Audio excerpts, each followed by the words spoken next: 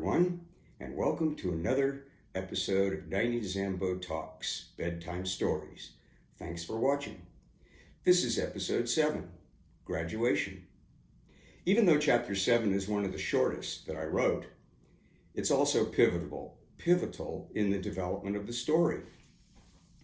The title of this chapter could easily have been Bad Decisions Make for Great Stories, and this episode is just that. So, it's December 1970, and we all had to concentrate on graduating. We'd kind of played around quite a bit previously, and now we really had to focus. So we were all focused on studying and graduating, and we also realized that the Nogales smuggling route and adventure was probably over. It was too hot to continue, and we recognized that, and it was going to lead to trouble, most likely sooner rather than later. So, when graduation finally came, my parents joined me for the ceremony, and for the most part, it was a joyous occasion, except it crescendoed in rather spectacular fashion. Let me read to you exactly how it came down. It's pretty interesting here. So, we were at graduation. "Good job, Rick," said Dick, giving me a firm handshake. "Now what's your plan, son? Have you given a thought to when you will take the pre-med exam? You know, I have it all set up for you. To attend UC Irvine Medical School. The commanding officer of your former National Guard unit is now the Dean of Admissions at Irvine and has given you the green light. You're as good as in. How's that sound?" "Huh?" I mumbled, not really paying attention to his usual diatribe. This was typical of the receding finish line my sisters and I had grown up with. We were never allowed a moment's rest before the next challenge was foisted upon us by our father in his overbearing way. "I have a place for you in my business where you can start right away since you've finally finished all of this," said my father as he gestured at the campus and graduation stage behind me.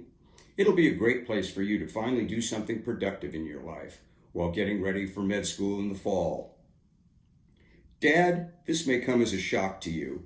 I'm moving to Aspen tomorrow. I'm going to live there and at least ski through the winter. I'll figure it out, maybe in the spring." "What? Do you mean you're going to throw your education away?" said Dick, his voice now starting to rise and his face starting to flush with anger. We sent you through college, damn it. We pulled you together after you almost skied your way out of the University of Colorado. We financed you through school. Your mother and I spent a fucking fortune."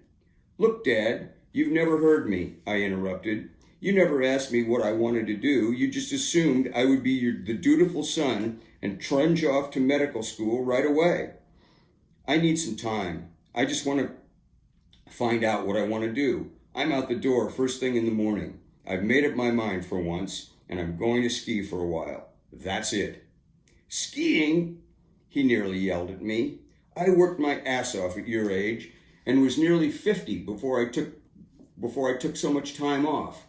When I visited you midway through your freshman year at Colorado 5 years ago, all you were doing was skiing. Your books hadn't even been cracked open yet. The glue was still on the binding, for God's sakes. I pulled some strings and got your sorry ass into the National Guard, or you'd have flunked out and would have gone straight to Vietnam. Then I went to bat for you again and got you in here because of your shitty previous grade point average. You'd have been lucky to have gotten into the School of Hard Knocks if it weren't for me. Is this the thanks I get for all I've done for you? For Christ's sakes, how much skiing do you need, Rick?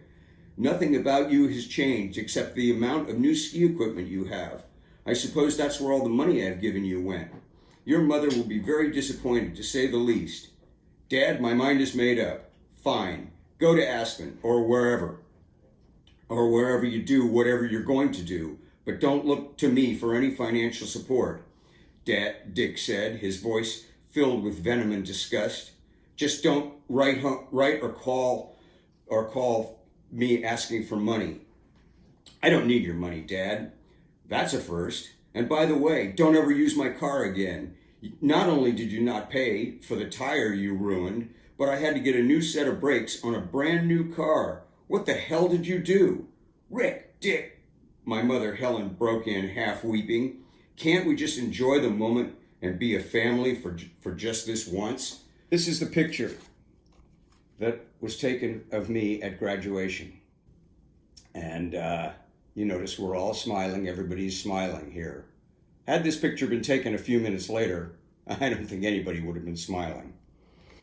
Anyway, so depending on how one might look at this, was what just took place a bad decision or a good one?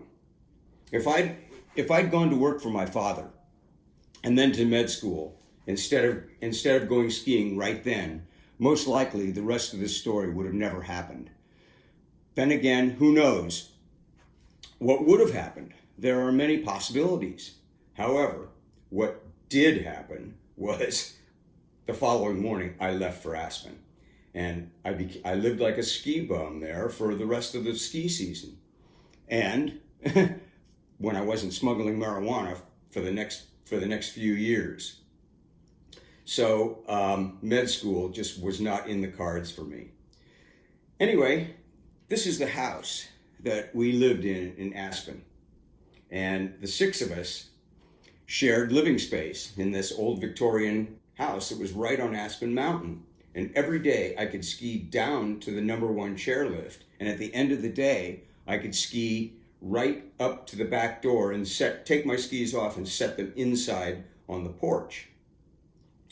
So in Aspen, we all had jobs cleaning up the finest restaurant in Aspen. And for that, we got free lift passes. So that was living in Aspen, living as a ski bum. The house that we lived in, let me show you this picture again. This house here, it had one bathroom. There were six of us that lived in here.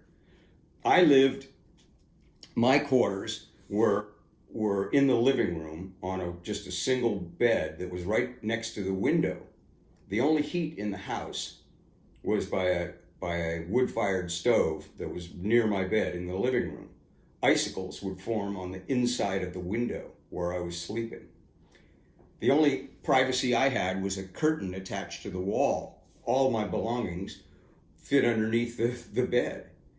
The only thing where we had any excess was on the porch, where all of us had at least 2 or 3 pairs of skis. So it was a skier's dream. And, we got to ski every day, all day long. My equipment consisted of a pocket full of pre-rolled joints in one pocket and dried apricots in the other, and I'd ski all day long.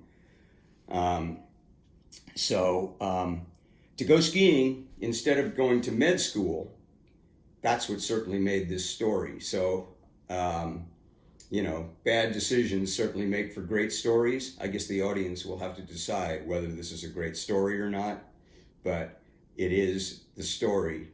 And there are also, as I said in a blog, bad decisions do make for great stories, except there are certainly consequences to those bad decisions. And the consequences I faced were very interesting and very consequential. So, anyway, that's basically it for graduation. And it's also the end of section 1, which is entitled Border Brown, indicating that the weed that we got at the border was garbage. So that's all going to change now. So stay tuned. Going forward, we're not going to be faced with getting this crappy weed again. So this is my book, 90 Degrees to Zamboanga, Memoirs of a 20-Year Marijuana Smuggling Adventure that I wrote. These stories are all about that. The website is 90tozambo.com. You can go there if you enjoyed these stories. Subscribe to my channel, hit the like button, and stay tuned. there's going to be more. So, cheers for now.